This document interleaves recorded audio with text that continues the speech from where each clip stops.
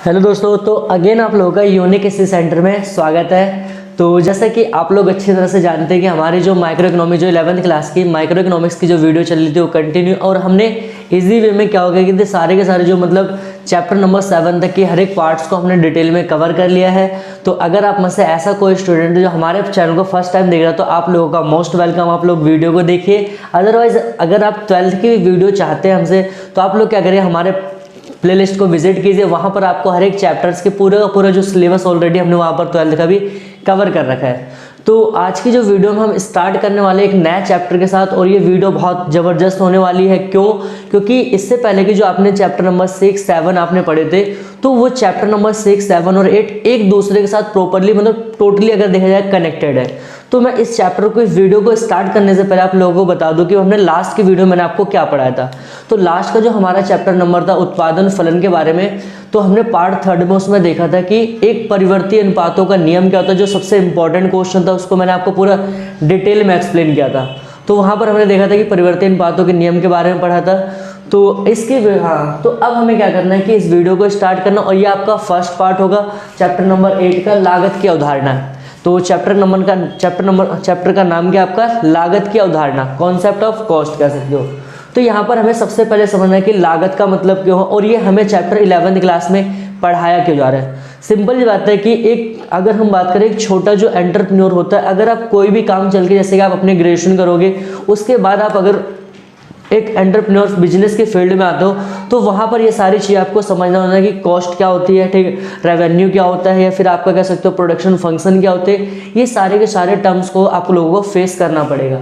तो यहाँ पर सबसे पहले हमें डायरेक्ट लागत को समझना, उससे पहले हम थोड़ा सा समझते हैं क्या फैक्टर ऑफ प्रोडक्शन क्या होते हैं, मतलब आपके मीन्स ऑफ प्रोडक्शन कह सकते हो, कारक कौन कौन से होते हैं। तो बेसिकली हमारे जो कारक होते हैं वो 2 प्रकार के होते हैं, एक आपका कारक और दूसरा आपका गैर कारक। कारक, अब देखो यहाँ पर जैसे मैंने आपको भूमि, श्रम, उद्यम और पूंजी है, मैंने आप लोगों को ऑलरेडी बता चुका हूँ। और जो आपका गैर कारक होते हैं कच्चा माल, बिजली, पानी, ये बिजली पानी। तो अगर कोई भी प्रोड्यूसर, कोई भी उत्पादक है, अगर किसी भी प्रकार की गुड्स एंड सर्विस का प्रोडक्शन करना चाहता है, तो ऑब्वियस सी बात है कि उसको क्या होगा कि यहाँ पर दोनों कंपलसरी, और दोनों होना जरूरी है। सबसे ज़्यादा मोस्ट आपका कंपलसरी क्या है? ये कारक। अगर ये नहीं होगा तो शायद कोई भी उत्पादक इन चीज़ों को लेके जा सकता है, किसी चीज़ का प्रोडक्शन नहीं कर सकता है। तो वही हमें समझना है कि कारक कौन कौन से होते हैं आपके, मतलब एक आपका कारक कह सकते हो, दूसरा आपका गैर कारक, मतलब फैक्टर और आपका नॉन फैक्टर। अब हमें समझना ध्यान से कि लागत की अवधारणा क्या होती है, मतलब जो हम चैप्टर में जो स्टार्टिंग है, लागत का मतलब क्या होता है, मीन्स कॉस्ट का मतलब क्या होता है। तो अगर देखो हम सिंपल से अगर शब्दों में बात करें, खर्चा।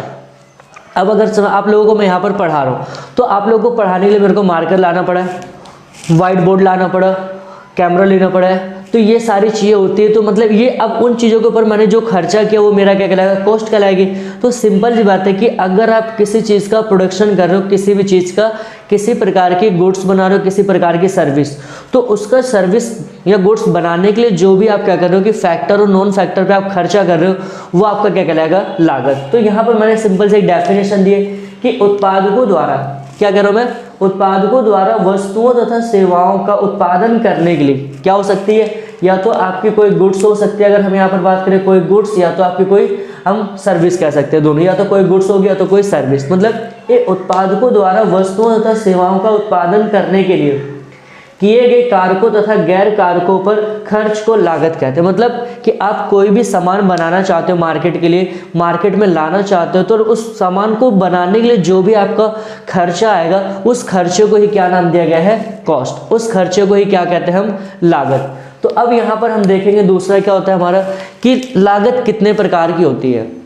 तो सिंपल सी बात है, यहाँ पर जो लागत को हमने बेसिकली मैंने 4 भागों में इसको कैटेगराइज किया है। वो 4 भाग कौन से? पहला आपका क्या होता है? स्पष्ट लागत, दूसरा क्या होता है आपका? निहित लागत, तीसरा आपका विक्रय लागत, और चौथा क्या होता है? उत्पादन लागत। तो ये छोटे छोटे टर्म्स को समझना होता है क्या।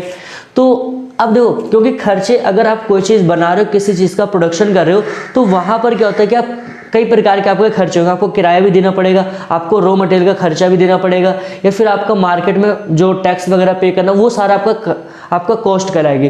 तो यहाँ पर हमें समझना ध्यान से कि खर्चा, अगर एक प्रोड्यूसर है, अगर वो किसी गुड्स या सर्विस का प्रोड्यूस कर रहा है तो उसको किस किस प्रकार की जो लागत होती है उसका फेस करना पड़ता है।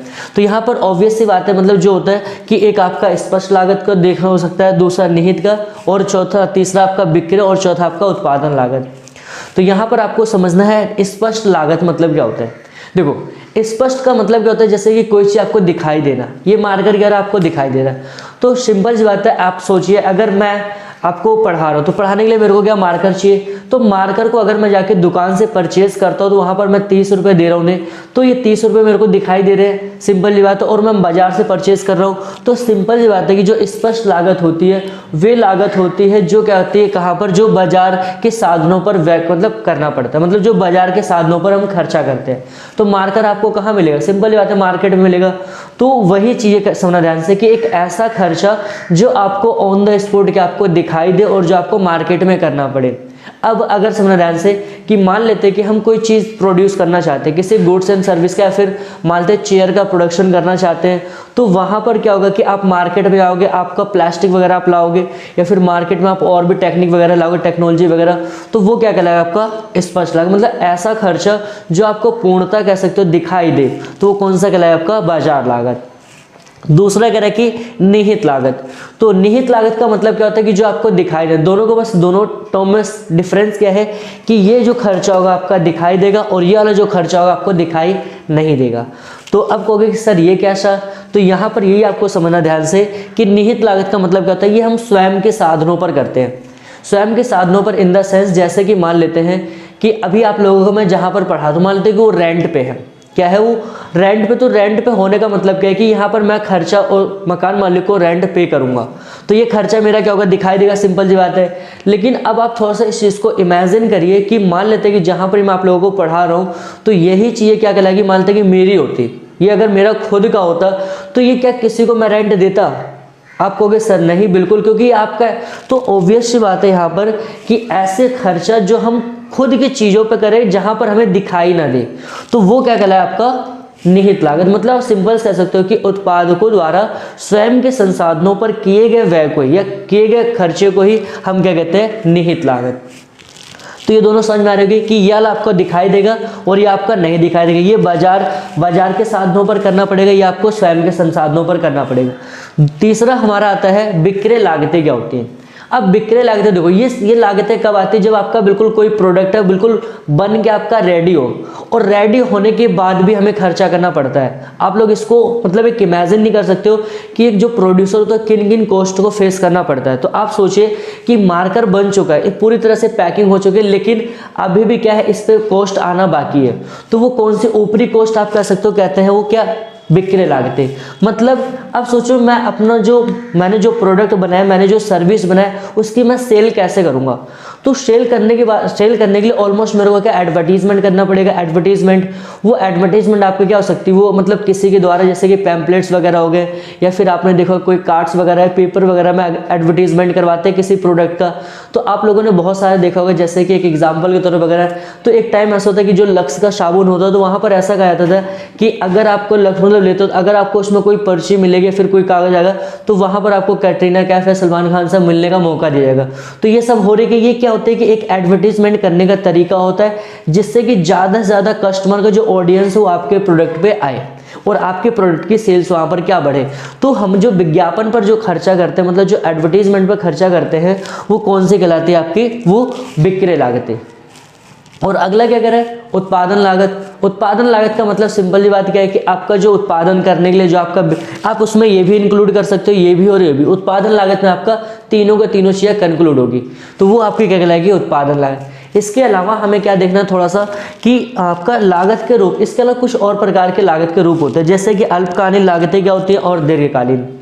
अल्पकालीन का मतलब क्या होता है, आपका कम समय के लिए। जैसे कि अगर समझना ध्यान से कि अगर हमें किसी चीज़ का प्रोडक्शन करना है, तो हमारे पास क्या मशीनें ज़्यादा नहीं है, लेकिन हमारे पास उस मशीनें कम है, लेकिन हम लेबर को बढ़ाकर क्या कर सकते हैं, प्रोडक्शन को बढ़ा सकते हो। तो आप कह सकते हो अल्पकालीन लागतें क्या होती है, वो परिवर्ती कारकों पर की जाती है। जैसे आप श्रम पे कह सकते हो, कच्चा माल वगैरह, तो उस पर जो हमारा खर्चा आएगा हम उसको क्या कहेंगे, परिवर्ती लागत। और दूसरा क्या है आपका, दीर्घकालीन लागत। दीर्घकालीन लागत का मतलब क्या होता है कि यहाँ पर समझना ध्यान से कि जो स्थिर कारकों पर एक लॉन्ग टर्म में आप उसमें मतलब कच्चे माल को भी चेंज कर सकते हो, आप उसमें मशीन वगैरह को भी चेंज कर सकते हो, आप अपनी ज़मीन को या फिर आपका जो इमारत होगी वो बिल्डिंग वगैरह भी आप उसमें शिफ्ट कर सकते हो। क्यों? क्योंकि आपका जो टाइम है आपका लॉन्ग टर्म का है, तो वहाँ पर आप सारी चीज़ें क्या कर सकते हो, चेंज कर सकते हो।